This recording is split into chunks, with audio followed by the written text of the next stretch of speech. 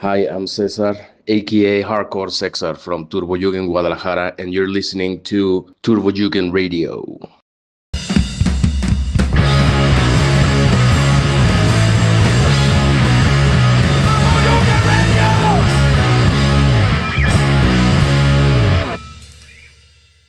Hello, everybody, and welcome to another episode of the Turbojugend Radio. And after a really rather cool, actually, summer, but cool in a good and weather-like way, we're heading into fall and thinking about what we could do with our time. And me personally, the Chipesta, I took my time and traveled to the United States and to the Midwest, to be concrete, and met some wonderful, really awfully nice Jugends there in Pittsburgh and Chicago and Akron, which is close to Cleveland.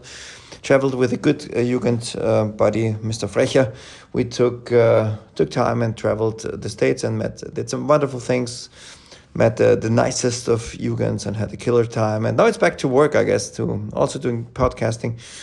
And the first one of the fall, which is heading our way, is a conversation between the audio slave, number 3, who did his proper work and traveled virtually to Mexico to give you a little pointer and a little intro to Guadalahamburg, an awesome event which is taking place in Mexico. Lots of people have been there. Most of people know about it. It's a killer event that takes place in Guadalajara, if I'm pronouncing that right. And so I'm really curious to hear what my audio slave has to say, and how many further good things will be available for your open minds if you guys decide to travel and get off the freaking Facebook and computer and experience Turbojugend in color, as in live. And I can't wait to hear what we learn about Guadalajara, the event which takes place in Mexico. Enjoy that.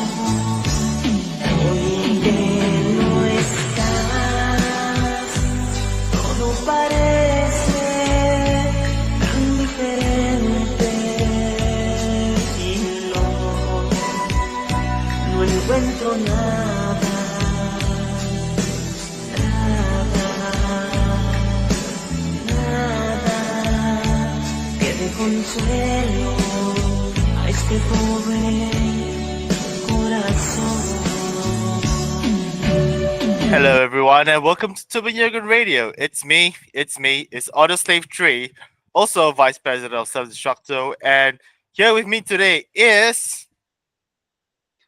Hola, I'm gonna do it in Spanish. Soy Juan de Aves, a.k.a. o acá, Juan Pyre, presidente de Turbojugend Guadalajara, Turbojugend Self Destructo y parte de los Mad Marineros. Mi corazón. I think it Sí. started to beat so rapidly right now. Just when you just say it in Spanish, I'm like, I'm gonna faint. Hola. Yeah, hola, ¿cómo estás?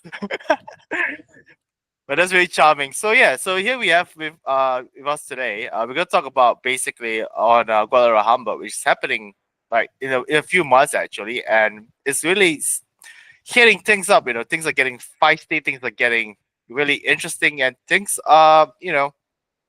as you do in Mexico, it's gonna be fun, it's gonna be chaotic, and Yes. it's one of those things where if you've never been to a Guadalahamburg party, where the hell have you been? You gotta experience it at least once, and then you can live to tell the tale. Right? Yes, my friend. There we go. So just tell me, for overview for those who have not heard of Guadalahamburg, which will be a shocker. But for those who also want to know more about Guadalahamburg, can you just tell us like the general history of this party and how it came to be? The party started in 2016 and July 30 was a Saturday. It only has 4 bands and 4 DJs. The first edition was presented and hosted by Turbojugend in Guadalajara. Realized that this was a great idea for the club here in Mexico, in Latin America. But in the years to come, we'll keep getting bigger and bigger. So the natural course was to get more members from chapters in Jalisco, to help in getting bigger, to grow. This year will be the number 9 party. We skip only the year, the pandemic year. So here we are working for it and trying to do our best. As you do. Yeah, yeah, about the pandemic, like I think that kind of put a lot of things to a stop, because when you do things like on an annual basis, and then suddenly the pandemic says, yeah, you cannot do this, you cannot do that, and then you have to like start all over again, right? So when was like the next party after the pandemic was over? Say again? So when the pandemic happened, I think that was in 2020, Yes. and then that stopped all the activities like worldwide. So when Kuala Hamburg started again, which year was it?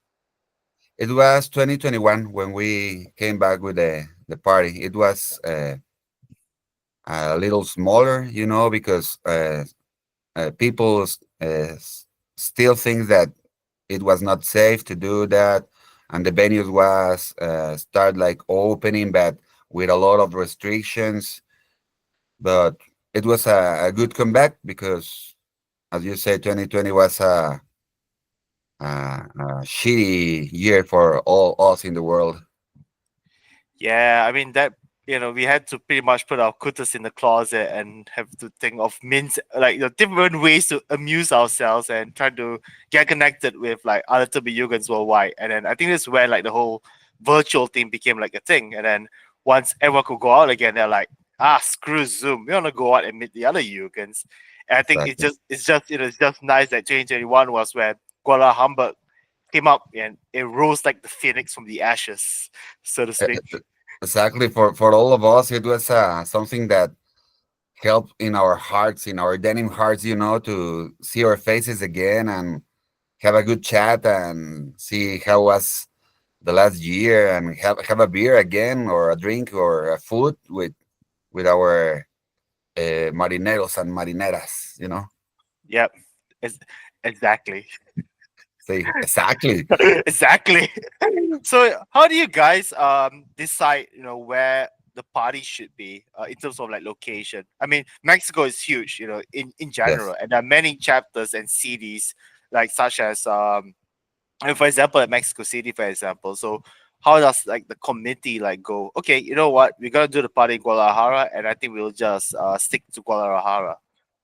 So how was the decision made in I think general? at that moment, Guadalajara was the most active city in Mexico, talking about Turbojugend. We were talking about, for I don't know, years back, making about a big party for us in Mexico or in Latin America, and of course we were trying to people from other cities, other countries, to come and visit. So Guadalajara was a kind of a new chapter. It was only 4 years young when it started, but we also have Satanica here in Mexico. It started in another state, in another city, in 1999. So we were trying to get the Jugend to be more united, more strong here in Mexico. 1 year before, there was a good party in Mexico City in 2015, but uh, getting things together is not easy. Getting to organize people and all that not easy. So we start with that idea to make a party, like the Hamburg party, the Europe parties, the United States party. So we think we need a party like that. So let's start it. And when it's the best time to start, like right now, because in the future we will try and want to people come visit, not only a dead punk tourism once in a while that people wants to come to Mexico or Guadalajara. We don't know. So that was basically the idea. Only it was that an idea and some friends getting together to make something happen. I think it's a really cool thing as well, because I think for some people, especially for like the Europeans or even like those in the Asia Pacific or Australasia, for example, like Yes. we would like to go to like the other continents, but then sometimes it's like a matter of like deciding, okay, where's like the big party or where's like the next major event and stuff. So when Guadalahamburg came about, like some of us, I think especially the year that I actually went, with Mhm. Yana and Nadia, we were like, oh yeah, that's a good year to go for it. And I think we make that trek all over to Mexico just for it. I mean, sure, we had to make a couple of pit stops because we don't get a direct flight, so to speak. But when we finally got to the promised land, it was worth it. It Yes. was it was magical. And obviously, there's gonna be comparisons between like Guadalajara and like the OG, which is well Turbojugend Targa, which will always Yeah. happen. I mean, it's inevitable because they started it all. But in your case, what makes you feel that Guadalajara is similar to what Turbine Target, and what makes it different from it as well? Well, the Turbojugend Tag Party, of course, inspired us. We make a tribute to them in the name, Hamburg. Actually, our first edition was the same weekend as Turbojugend Tag, trying to be an echo or an option for Turbojugend members around the world. But in 1919, we need to change the dates because Turbo Negro was playing in Mexico City. So Panda talked to Happy Tom, and he arranged a visit of Turbo Negro to Guadalajara. They play a DJ set for us. So I think that's the reason we don't do a party anymore at the same weekend as Turbo Jugendtag.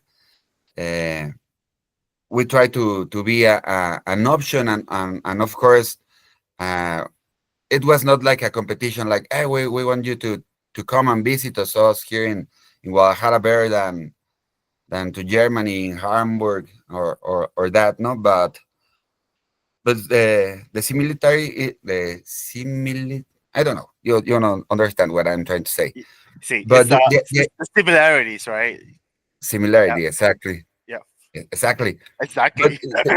the idea was that, no, to be an echo, to be in the same dates. That's the reason of the name of the party, and of course the comparisons. But we didn't want to change the name because people start like getting used to it. Like, oh, we know that there's a party in Mexico called Guadalahamburg.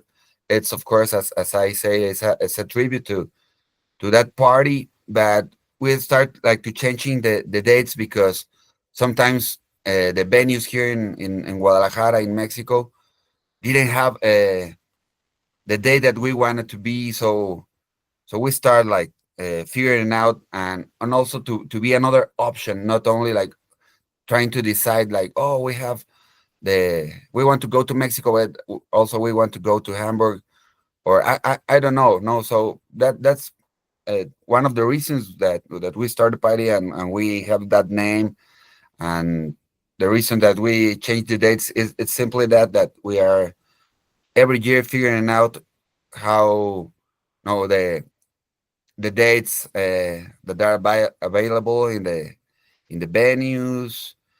And I don't know, people sometimes are trying to visit Mexico, and they ask us in advance, so when are going to be the dates in for Guadalajara, so we can start like planning the flights, and coming to Mexico. Of course, it's a different experience that going to Germany. I have never been there, but you know, a lot of people like the Mexican folklore and our, I don't know, landscapes and the beaches and all that, no?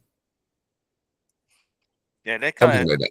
that kind of also entices them as well. I mean, also though, like speaking of which, what makes Guadalajara like the city, or like Jalisco in general? Yes, Like what yeah, Jalisco? Yeah, what does it make it stand out from like the other parts of Mexico? Like what makes it so unique?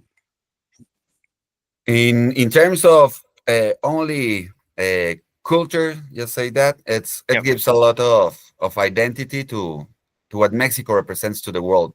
Let's say only two things, no, tequila and mariachi, no. But also you can find a lot of the Mexican folklore and I don't know, a lot of the traditional food that you can find in Mexico. You can find it here in Jalisco, in Guadalajara. There's a lot of things to see, you know, and of course a very healthy Turbojugend members family. I mean healthy, you know, in a way that to be active, and we're trying to always keep this to be part of the scene. You know what I mean? Yeah, to keep the spirit alive, to keep the Yes, family, the friendship, burning strong as well.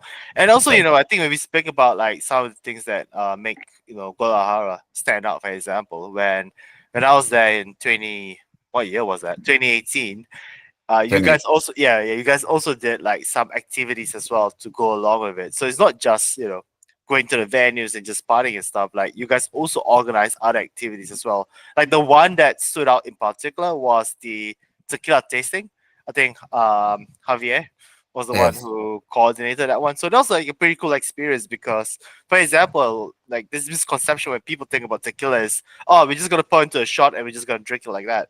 But then when you go there and then you learn about how to taste tequila the right way and drink it like a gentleman or a lady or Yeah.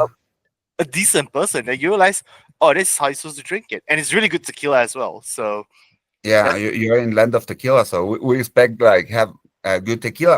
Also, there is a town with that name, Tequila. It's like 1 hour from Guadalajara, and a lot of people ask for travels there. We try to organize like people to go and try. You know what cantarito is? see, This, yeah, it is this drink with tequila and a lot of kind of fruits like citrus fruits. So it's very fresh and also it's very good to drink. You know, maybe in the afternoon before going to the party, and it's a good experience. You know, to try all that. People want to get a lot of typical. Mexican stuff. So there's a huge big market called San Juan de Dios. So you can find almost every Mexican artesanía or clothes, something there. If you want something Mexican, you can find it there. So it's also a good uh, place to go and see and visit and spend some time with people in the day before the party. So it's a good option, I think. I mean, that is if you are able to wake up, by the afternoon, because I think most people are just like partying till like 4 or 5, and then like the next day I was like, oh Yeah, no, can we like barely survive this? I mean, I I know know. for a fact, like the great thing. I think the great thing about Guadalajara as well is the fact that you could be drunk off your tits, you could drink your fucking cervezas in like your own body weight, and then Yes. next thing, and then you still get hungry, and then you're like, it's a good time for a taco, man. Definitely is a good time Yeah. for a taco. And you're just like, really drunk and you're just like, how many tacos do you want? One. And everyone's just like mocking you. They're like, one? Just one? No, come on. Exactly. Like, come on, man. Don't be a fucking perro, man. Like, you gotta have at No, least three, five. Come on. but And it's good to have some food in the belly before more drinking. yeah, totally. That's a good idea. You gotta line it out for round two. And it has to be good food. Otherwise, you gotta go home with regret. Yeah. And also, that being said, in terms of like impact of what Guadalajara or even Guadalajara has done for the Latin American community over the years, how do you think this has also shaped like in terms of activity and also interest in those parts, countries like Argentina, for example, or even Brazil or Peru. What do we think about that? Yeah, like how it actually impacts the Latin American countries as well, because we have Mexico starting with Guadalahamburg, right? Yeah, And then subsequently, like in the last few years, we've started seeing parties from Lima, for example. We start seeing parties in Buenos Aires. We see parties in like Brazil and even in Colombia. Lima. Yeah, I didn't even know Colombia had a Turbojugend chapter. So, in your point of view, like, how do you feel that Guadalajara has someone activated some sort of interest in Turbo Negro and also the Turbojugend in Latin America? Yeah, I think it has. It's like the European parties inspired us, or the United States parties does to us, like inspired to make things happen. I think that Hamburg also do that for Latin America. It has been a positive impact, I think, for a lot of people here in Mexico or in Latin America to travel to Europe or maybe the United States. It's something like it's very, very expensive for us. It means a month or maybe years of saving, or maybe after the party, like to pay the cards, the credit cards, I don't know, to go there. So I think it's more or affordable to come and visit Mexico or Latin America, go visit other cities in Mexico. And I think Hamburg has united us more as a Turbojugend in Mexico and in Latin America. It's an excuse to see us again, maybe sometimes in between the months or the year is not that easy to see a lot of people around Mexico or Latin America. And when that started happening, it's like the Buenos Aires party or the San Paulima, also a great name, mixing something from From Germany in Hamburg. from Germany and from Latin America. San Paulima, it's an awesome name, an awesome name. So we or I we celebrate every party, because it's amazing to have options. We are in Latin America, want people from the Turbojugend from everywhere, from another city, another country, to come and visit us, to know us, to know our cities. No, so I think it's something great that is happening. No, Yeah, talks good about yeah. the It U, does. It does the pretty. union. It does feel like pretty cool and surreal as well. I think that's kind of leads me to like my next question, where as someone from Guadalajara, now seeing the other Latin American countries now doing their own parties, like how does that make you feel? Seeing that Lima stepping up to the plate, Buenos Aires stepping up to the plate, and then you start seeing more and more of the Latin American countries start, having their own mini parties and also like showing themselves as like member of the Turbo Yugen community. I that makes me very happy. That makes us all very happy. No, as I say, I celebrate that, because that only uh, make us united. Makes the Turbojugend getting stronger and bigger and happier. No, not in terms of I'm a old goth boy that I must be unhappy, but it's great. No, and as well Hamburg, as punk rock bowling, as the Hamburg party, the Weltturbojugend Tage, is an option for all of us. Maybe people wants to go, I don't know, to Machu Picchu, no, in Peru, and maybe they can plan that. Like, oh, when is that happening? No, it's happening in May. Oh, I can start looking for flights to go there, and after the UN party, I can take another week to go and visit. No, also the Buenos Aires party, the Brazilian parties, they are getting to start. As we said, we only need one step to start an idea, to start making it happen. So it's great to have that options, no? To have the Turbojugend active and making stuff, and of course it's for all of us. So it's great. I haven't been there. I have been trying, but also the San Paulima try to start it as the same like after the pandemia, so it was kind of difficult. So they has already the first edition, so it will start getting bigger as well, Yeah. and it will be a good one. So we can try start planning and saving for make that happens. I have never been in Peru, so I will be there. Neither have I. Let's go. Yes, We should totally do this. Yeah, like we're talking about the Peru party, right? The San Paulima. I think San that Paulino, happened yes, at Paulima, yeah. So that happened a couple of months ago. I think that was in May, if I'm not mistaken. and May, yes. Yeah. And I think it's also kind of cool because, I think in Europe, for example, for context, when you have World Turbojugend Targa and then you have the other parties surrounding it, it's nice. It's Mhm. really cool to have like different options. But then I think after a while, people are just like kind of used to it and they want to seek variety. They want to see something different as well. And I think Correct. also like, I think the same case with the United States as well, where you have pound rock bowling, but they also have other options to choose as well.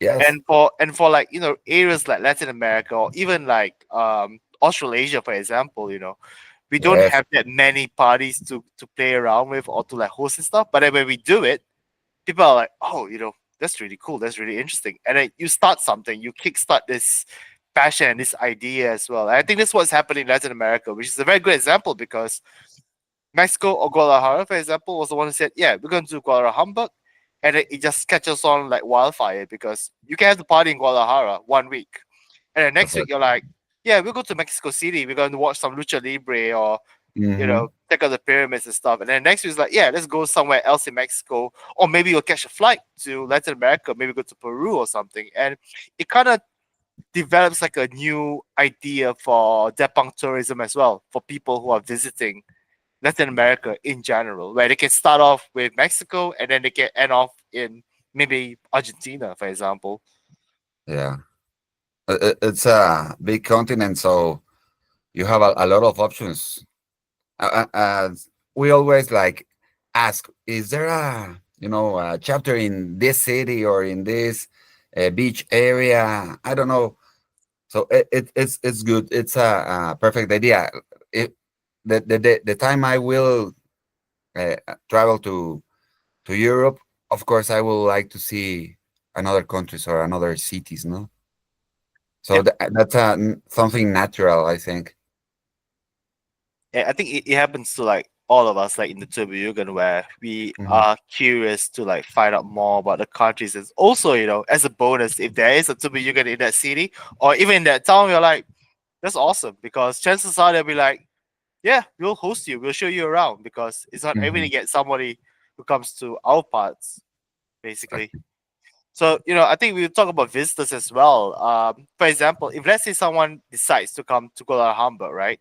Maybe for Hmm. example, like this year, I don't know, they won the lottery or something, and they're like, yeah, we're going to go to Guadalahamburg because we listen to this podcast, we're so keen to check it out. So, what can people expect as a first-time visitor when they reach, say, Guadalajara for the party? So, just tell me, like like the general what to expect when you Yeah. get there. Well, for this year, we'll have great rock and roll bands. It is what we have every year. No, this year we will have Criminal Kids from Chicago. We will Mm, have Hollywood Babylonia. We will have Atrox, Flores y Fuego, a band that has been touring from Guadalajara but around the world. We will have Trabnol, Vida Ruina, Never Is Forever. That is our uh, Mexican tribute band for Turbo Negro. We will have Virginia Draghi performing Pole Revolution, some DJs.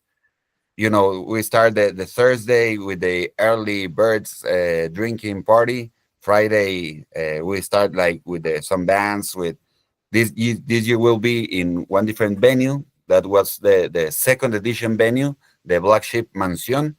And Saturday would be at the C3, that it has been like our main stage party like a venue. like a headquarters or like the epicenter where the party is. Yeah, exactly. And Sunday, of course, the hangover brunch, and we always, as we were talking, we have the dead punk tourism, local. We can figure out what to do. We have a lot of local cantinas, what we want to take people to have some drinks and taste that Mexican old feeling about being here in Mexico, no?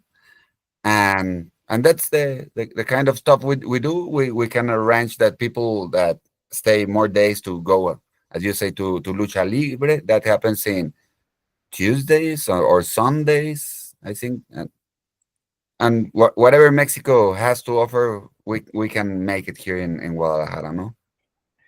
Yeah, so like case in point, I actually stayed a couple of days extra after the event because I don't know why, but I think I kind of fell in love with Guadalajara just like right away. I was like, I need to spend more time here, and it was my first time to that those parts in the world. So you want to like explore as much as possible.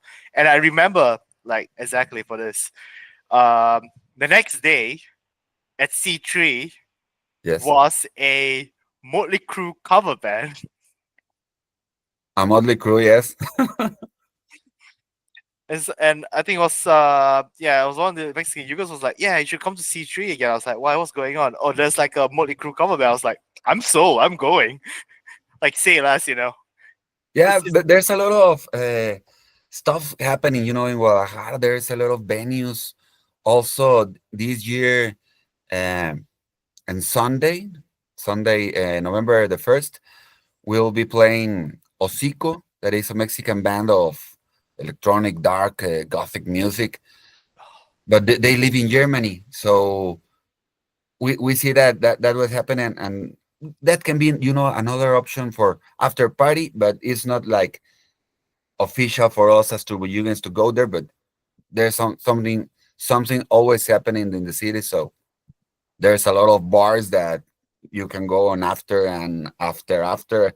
As we say in Mexico, after. No, there's a lot of bars. If you want to drink until the 8 in the morning, 9, you have options where to go. No. guilty as charged.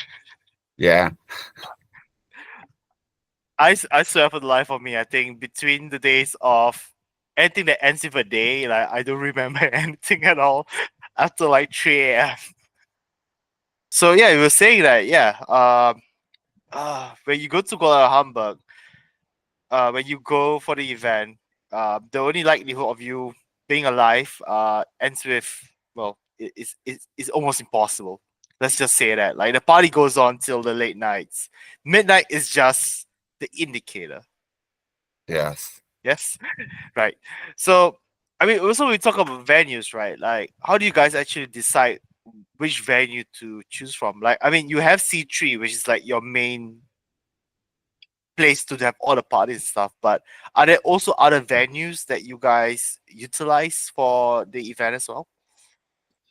Yeah, we try to good have a good place for you or for all of us as a Turbojugend, that it has a good location, that maybe the neighborhood is a good place to stay, with options of hotels or hostels or something like that. Also, that for looking for the venue to have like a good uh, sound system for the bands, for the DJs. We have like a lot of options in Guadalajara for bands to play, but some are not the the best for a good event for Guadalhamburg to offer, to for the club. So also we have friends, or we have been making friends with the venues, because it's not the same the first time that you like go and try to negotiate, the deal or the dates or that. But when they see what the Turbo Jugend is, the way that people like hang around, uh, like in a good way, of course, having a party, but it won't happen something among us, it's the idea, like to take care of us and to have a good party, but that we know that we are safe all around. And when the venue see that, the promoters that are like, oh, we want you to come back again next year, and we start like making good deals, and happens that in the Turbojugend people drinks a lot, and of course that's business for a venue, for a bar, for a cantina that sees that the Turbojugend is a good option. It's not what they think that we are a, a danger gang because of the cutes. They see a jacket and they see a gang, no. But when they see that we are uh, nice people, to say it that way, Yeah. they invite us again. They want us to make the party. So that's, we have these options, and we start like getting like close the next year. Like, oh, we're trying to make Warhammer in September or in October, and they say, okay, but when dates? No, but what do you have? Because there's C3 is a very important venue for a lot of bands. So there's of course an agenda for them that it's kind of complicated. So that's one of the reasons that it's not that easy to have the same dates for Guadalajara. But I think that that's how we choose like the venues. No, we try to make the best options, to choose the best options for the club, and of course for all of us now in the club. Yeah. I think it also kind of makes Kuala Humbug special as well because you guys have a venue that's still around and is willing to host you on a yearly basis, so to speak. I mean, this Yeah, is something that Guadalahamburg can also lay to claim as well, because, for example, even in Welttobe Saga, when Schlemmerek, when he yeah, passed, when he's passing, and then the closure of the venue, it caused like the community in St. Pauli to having to like move around venues, and then those mhm, venues got affected and they had to move around and such. So it's still a bit of a challenge for Welttobe Saga, so to speak, in terms of getting this venue to call their own after having yeah. one for so long. Whereas for for the likes of Australasia, for example, it's a little different for us because our parties tend to move around. So it's not just in one city or one state, or soon not in just one country. We're actually moving around and stuff. So sometimes we may get the venue, but the venue may not be around by the time you are gonna book it and stuff. So Exactly. there's always like challenges for like different continents or different areas, so to speak. So I would say, for Guadalajara, you guys have this advantage of having C3 as a long running partner, so to speak. Yeah. And these guys are also, they love the idea of having the Turbojugend in their party as well.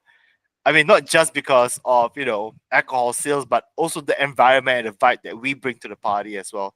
Because, for a club venue, right, when they see crowds coming in and they're bringing the entertainment, they're bringing in the madness, they're bringing in the chaos. They're like, great, now everyone's going to come to C3, for example, because this is the place to be. And it's thanks to the Turbojugend. Yes, for Hamburg is C3 our option, our best option. They are very very nice with us. They take care about the Turbojugend, but it's a medium or big venue for concerts. But we also have, for the early birds, the Thursday, we have the Black Sheep. It has a pub, but it also has a bigger option, like half the block, and that's the place where we hang around in the week or in the month. That's where we like call the ships to port. Like, hey, let's see, I don't know, Wednesday of Black Sheep. Let's see, gather there. Let's see us all there. No, like last week we have the visit of Lorena from Guadalajara and Maxime from France, that they like get married, but they call us like, hey, come on, let's see the Thursday in Black Sheep. So that's our base bar. Yep. Like, you're basically like, you're kind of like a HQ of sorts, right? Yeah, We could call that, yeah. Oh yeah, Black Sheep was pretty awesome. It's one of those places where you can just go in and just have a good time, and it feels like a proper rock and roll kind of vibe as well. yes, Yeah, I remember this because I think that was this very same venue that I tried out all the team beers, like the Motorhead beer or the Iron Maiden beers and stuff. I was yeah, just geeking out, and so I was like, "Oh my god, they have Them Iron Maiden beers? Yeah, I'll buy one of those. Let's try it out. That was like fun times. Especially when you have your Turbojugends around as well, It's like the more the merrier. Yeah, exactly. But yeah, also like when it comes to aside from venues as well, like when we talk about bands, like how do you guys go around choosing the bands, or how do you get bands to come and perform for Guadalahamburg? Well, we try that the bands that are playing in Guadalajara or has at least one member in the Turbojugend, or that they are friends of us, sometimes the bands from other cities, other countries contact us, show the interest to play in Hamburg, no? We talk about every detail, the dates, the terms, what they need, what they ask for, and if we can make it happen, that's it. That's only that, and trying, of course, to make it the most rock and roll as possible as we can, no? It's always a rock and roll time Of course. from day zero to the last day and plus plus. That's it. Yeah, and that's how it is though. And I would say for a party that's been around for so long, what are some of your favorite memories of Guadalajara? If you could maybe talk about one or two, for example. Wow, there's every year or every party has special moments or special memories to offer, no? I don't know, a lot of people like to go to that experience in tequila or lucha libre, but if you ask me, it was that 2019 when we have Turbo Negro visiting. They were playing in Mexico City, but as we talked before, they came to Hamburg to hang around with us. They offered us a DJ set. It was only Happy Tom solo, or I don't remember, Tony with Euroboy, or Hakon with Tommy Mambo. It was a very good experience. That year was a good memories. They were hanging around with us. Maybe for European people, it's easier to see Turbo Negro or something like that. But that was the first, and at this point, the only time Turbo Negro has been in Mexico. So it was so cool. They went to what where our pizza place was, and to houses of some of us. They go and have tattoos with Vasco and with Melissa and with people. So for me, that's a very, very good memory to have them, in between among us there, hanging around, having a beer with us, sharing music and all that kind of time. For me was my Hamburg special memory moment and experience. I don't know. I mean, that's certainly one that stands out for sure because Yes. it's not every day you get Turbo Negro coming to Mexico in Yeah. Guadalajara or places. It only happened once, so it was great. No, maybe a once in a lifetime experience. I think. I don't know. Nah, they should make it twice. I mean, come on, Wait, I mean, I hope so. that's the thing, when you go to Mexico at least once in your life, chances are you need to come back again because it's never like a one-off movie. It's like a series. It has to come back again and again and again because there's gonna be something different that's gonna happen. But the only way to find out is to be there. Yes. And Come that being visit. yeah, and that being said as well, right? Like if you have to convince people, maybe not this year or maybe even this year, who knows, why they should come to Mexico in general, not just Guadalajara, not just going to like maybe Mexico City or San Luis Potosi, for example, but why they should come to Mexico if they had the chance to. Uh, I think Mexico is a country with a huge historical tradition.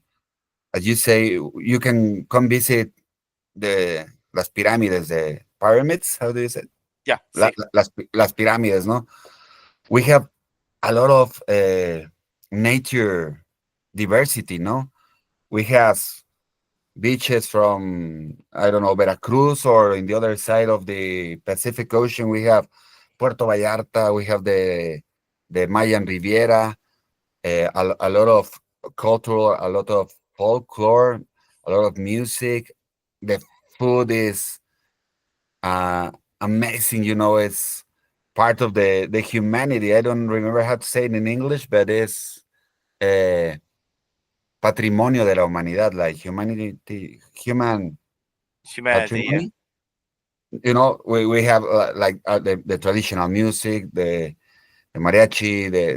There's a lot of things to see. We have not as old cities as Mhm. in Europe, but we also have like great places to visit. We have desert, we have forest, woods. There's a lot of things to see here in Mexico. No, There's a I lot. love my Yeah, country. Not exactly. not our politicians, but our country is great. I mean, I can safely say, like, yeah, fuck politicians because they only do it for the money and the fame and, only for the superficial stuff. And I think, especially in like this given day and age as well, where we're getting like really sick and tired of like what the world's happening as well. Like we just so worn out and we just like, we're done with this shit and stuff. It's really heartening when we get to see our friends when we travel to another country and they show us their part of the world. And Mhm. that's also like how I felt when I went to Mexico for the first time, because never in a million years where I thought, oh yeah, I'm gonna go to Mexico. But 1 year where I had the opportunity to, I said, yeah, um, I'll take the chance. I'll go for it. I don't know what's gonna happen. All I Mhm. know about Mexico is through, well, primarily lucha libre and like a few other things. But when I went there, it was a culturally immersive experience where my eyes were widened and my soul was enriched. And I learned a lot of things from you guys, not just through the parties, not just through, the activities that we do, but also like the day to day activities where we walk down the streets, where we look at how people live their lives on an everyday basis. And I would say for those who want to go to a country that will provide you an all round experience in what it means to be living the life, right? You should come Yes, to Mexico. And once you get there, you'll realize what I'm saying is all true. You that's you feel happiness, you'll feel sadness, you feel drunkenness, but never anger, never anger. Yes. never anger. And we all know that for a fact. But to conclude things, I love to ask a bonus question, Yeah. and I had to like decide what kind of question should I ask. My dear old president. Should I ask him what is his favorite telenovela? Maybe not, because no one really gets it. Should I ask him who his favorite Satisfacto member? But he probably say me anyway, so let's not Of even course. get. Sorry, Maria. No, we love everyone in Self-Destructo equally. But my question to you to conclude this episode is: Yeah. who is your favorite luchador and why? Okay. I don't want to disappoint you. I'm not very into lucha libre, Which is but fine. when I was a kid, that was a thing that we see on the television. Lucha libre, and I remember a guy called, or his name was Octagon. Oh yeah, okay, Octagon. Yeah, I know who Yeah, Octagon is. Yes. he dressed in black, and I don't know. For me, it was kind of the moves that he used to fight it. It was like a very special or particular style, not the traditional way. And maybe I don't know if I said wrong, but for me it was like a ninja luchador. So Yep. I like his style very much, and I enjoy it. It was very entertainment for me. No, it was not the typical Mexican luchador, but I'm not like very into it. But that was my favorite luchador. Yeah. So Octagon also has sons who are also in wrestling as well. Actually, his son is Octagon Junior, who's actually wrestling Yes, in Triple A, yes, who I seen it for a few times as well. But if I had to choose my favorite luchador, which is kind of a bit of a hot pick sometimes, but I remember when I was a kid, not knowing what's the difference between American or Japanese or Mexican wrestling and all. Like the first Mexican wrestler that I knew as a kid was Ese Rios from WWF, not WWE. But Yeah. then back in Mexico, he was Mr. Aguila. Okay. Yeah, so it was that guy. So he was like, Mr. Aguila, Papi Chulo, all of those things and whatnot. And and I see this guy just wrestling. He has like long red hair with like this, fiery attitude and just his bandana. And then he has this valet, like a female manager, like Lita was there as well, and they were like so cool and stuff. And young me was looking at it, I was like, oh man, I want to be like Acerios, man, because they're so Yeah. fucking cool. And then when I went to Mexico and I told like all of you guys about it, and you were like, oh yeah, Mr. Aguila, I know it's like a bad guy who looks like this now. And I look at the new photo and I'm like, oh no. That breaks my heart. But Yeah. yeah, thank you so much for dropping by the Turbojugend Radio cave, or dark cave, so to speak, and telling us more about Guadalahamburg. And it's pretty comprehensive and it's pretty enriching as well. And to conclude this amazing interview, I'm going to quote another wrestler, and it's Shocker. So to you, my dear friend, stay 1000% guapo. El Choker. Thank you very much. Love Muchas you. gracias. Love you very much. Muchas I gracias. would like to, to say hi to all people in worldwide, and I will want to give credit, of course, to the other five Mad Marineros that we all are the guys, the six guys that put together Hamburg, and Espanda, Javier, Cesar, Napa, Marcos.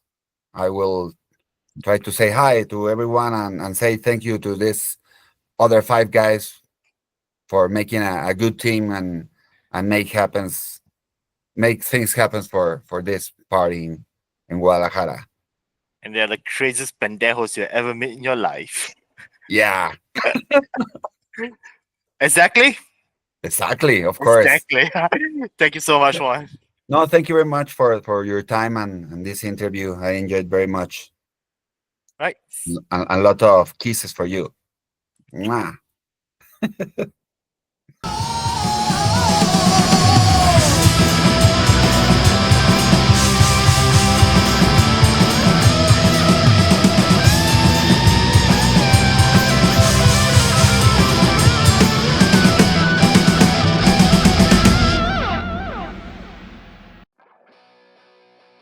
Turbojugend Radio International Correspondent Eric the Rad here.